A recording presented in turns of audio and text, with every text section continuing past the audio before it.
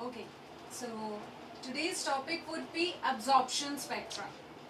So let's take a glass jar filled with some atomic gas. In few books it would be written cold atomic gas. Basically we will not be heating it. Okay, we won't be heating it, and some ordinary white light is made to pass through this jar.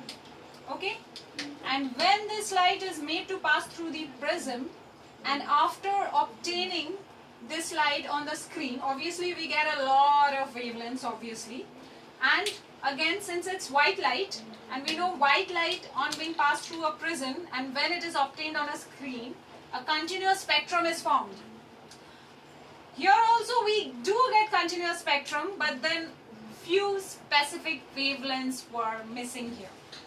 There were few. If I draw this screen here, let's say this is the screen, it was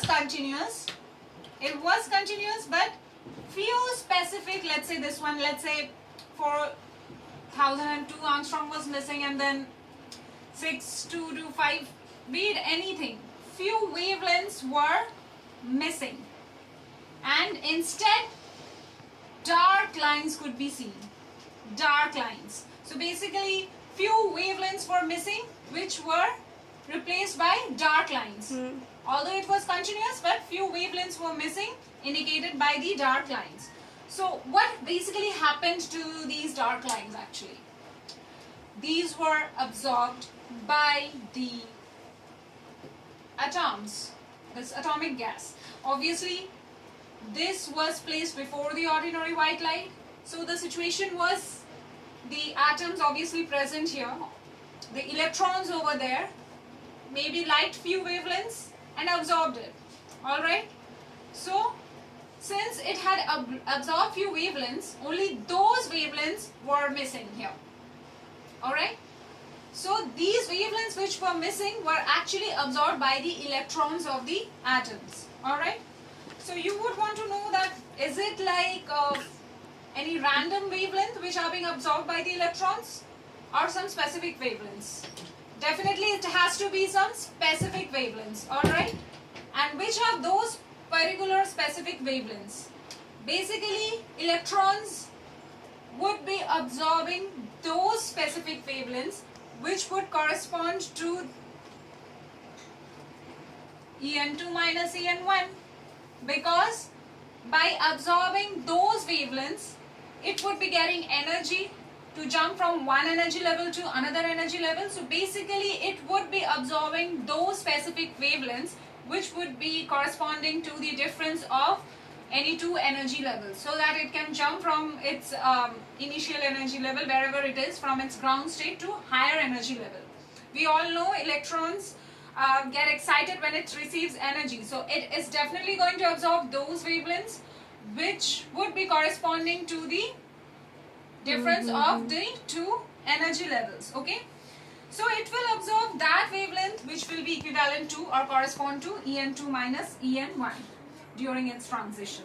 Okay, so it is going to absorb only these wavelengths. So in this case we could say that in case of emission spectra, the lines which are seen, we have done emission spectra. So in case of emission spectra, the lines which were seen, and in case of absorption spectra, those same lines were missing.